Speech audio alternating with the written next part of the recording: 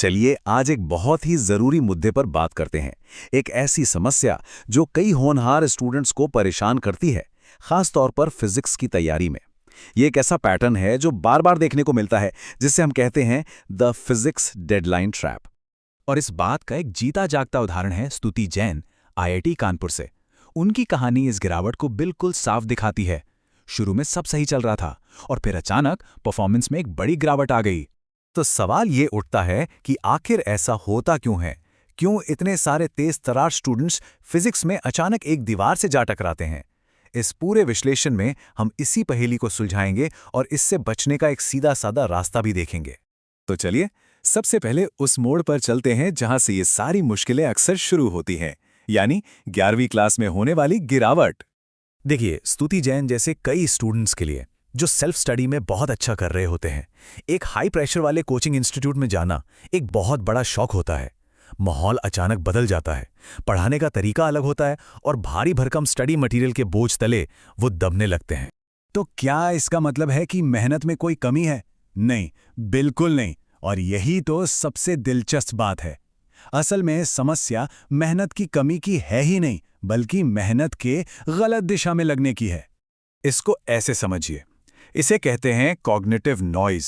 ये कुछ वैसा ही है जैसे आप एक बहुत शोर वाले कमरे में किसी की बात सुनने की कोशिश कर रहे हों। दिमाग में इतनी ज़्यादा जानकारी भर जाती है कि जो ज़रूरी कॉन्सेप्ट्स हैं वो कहीं दब कर रह जाते हैं। और ये अक्सर तब होता है जब गलत समय पर गलत स्टडी मटेरियल उठाया जाता है। और ये स्लाइड इस पूरी लड़ाई को साफ दिखाती है।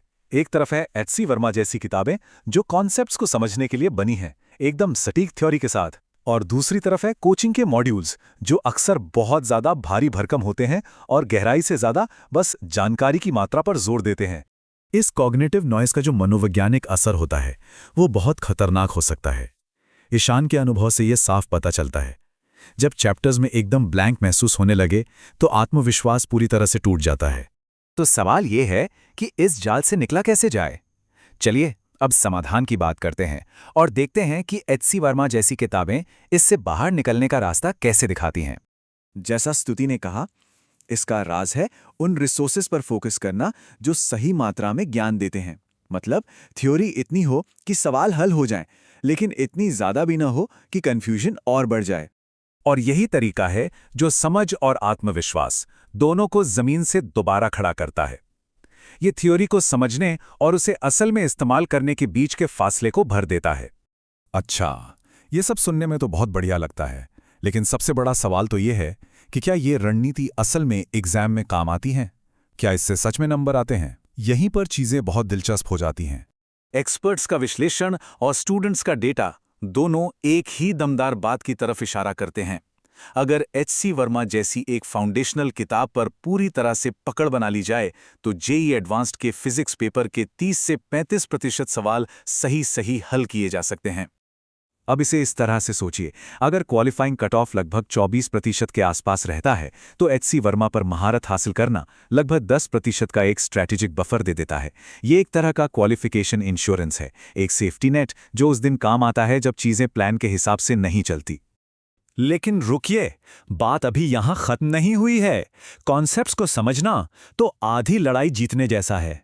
असली और आखिरी कदम है उस ज्ञान को एग्जाम में नंबरों में बदलना।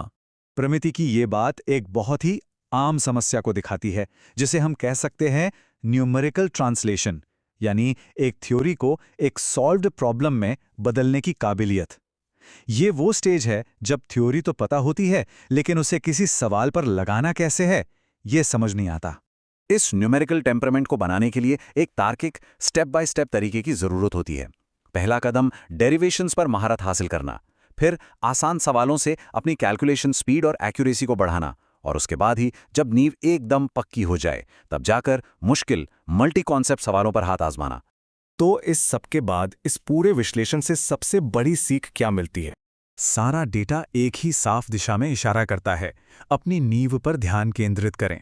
यही आपकी फिजिक्स की तैयारी का वो मजबूत लंगर है जिसे किसी भी हाल में नजरअंदाज नहीं किया जा सकता। आखिर में ये सब एक ही सवाल पर आकर टिक जाता है, जो स्टडी प्लान आज फॉलो किया जा रहा है, क्या वो एक मजबूत नींव बना रहा है या सिर्फ शोर पैदा कर रहा है? इसका जवाब ही कामयाबी में सारा फर्क पैदा कर सकता है।